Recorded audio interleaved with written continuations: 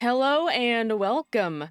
My name is May, and today I have a bit of a rant for you here, which I do not feel the need to do often, but this has just annoyed me so much that I can't stop myself. As many of you know, the June 2026 edition of Steam NextFest recently wrapped up, and for a lot of people, they got to play some really cool demos and find their next favorite game. A lot of indie devs got more exposure and wish lists because of it, which I always support. However, there was a glaringly obvious problem this time around. And it was a problem last time too, but I think it was worse this time.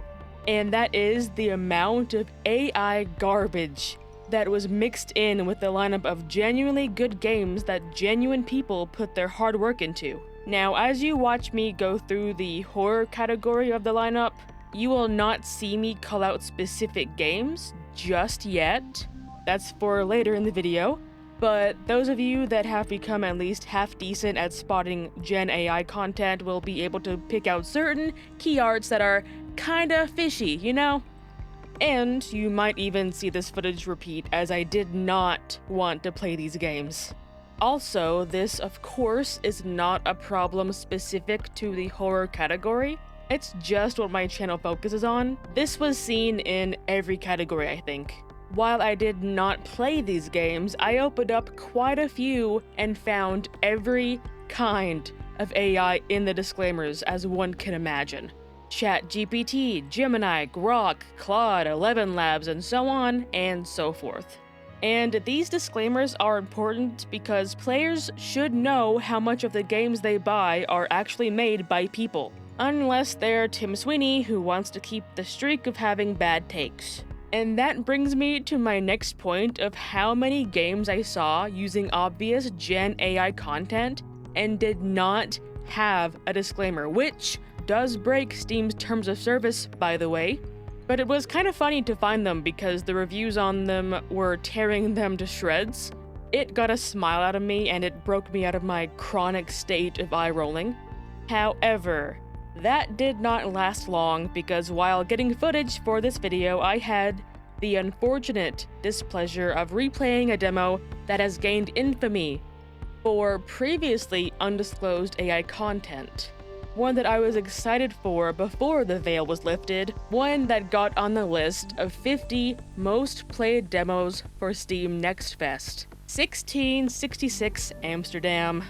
I am absolutely going to take the chance to pick on this game even if everyone else has done the same already, because the devs have confirmed the use of AI in the demo, but you know, they didn't confirm it on the Steam disclaimer, just so you know, it's still not there. I checked.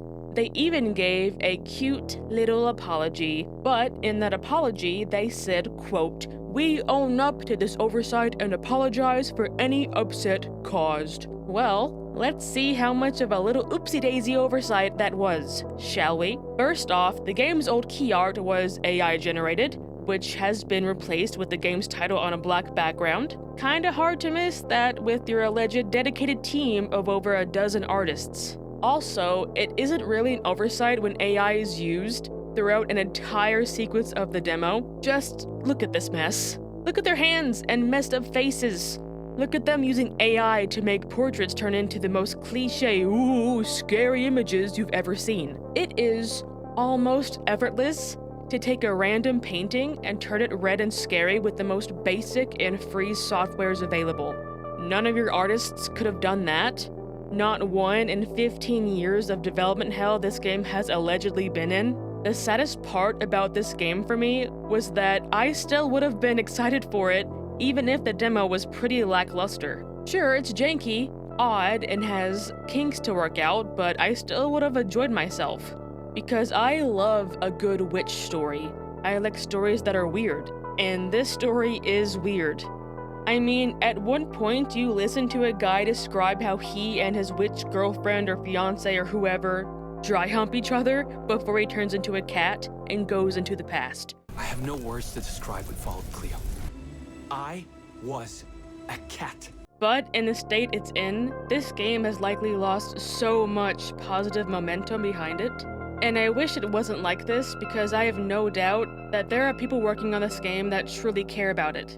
Getting off of that tangent, as I said, I did work to play some cool-looking demos, which you are seeing now, and despite being taken aback by all the AI junk that was next to them, I did enjoy the ones I played, because they have heart and soul put into them by actual people. I think my favorite was Static Dread the Submarine. I genuinely might make a video about that one specifically because of how much I enjoyed it. If you like games like Iron Lung, I think you'll really like this one. Sadly, I have not played the full version of the game's predecessor, Static Dread the Lighthouse, but it is still on my list. I did buy it for the summer Steam sale, so you might be seeing it on the channel again. I guess I'm a bit too late for it, but we'll see. I enjoyed the Submarine's demo so much that I will leave footage of my gameplay up while I finish up here. Now, I didn't do any commentary for it because it was one of those demos that I played just for myself. So, as always, thank you for watching. I will link all the good demos in this video in the description below for you to check out on your own and maybe find the next game you're excited for. Unless any of these secretly have AI content as well and I eat my words. And yeah, that's all I got. I am going back to bed. Take care. And I just bought it for the okay. I didn't do any commentary for it because it was one of Get the marbles out of your mouth, my goodness.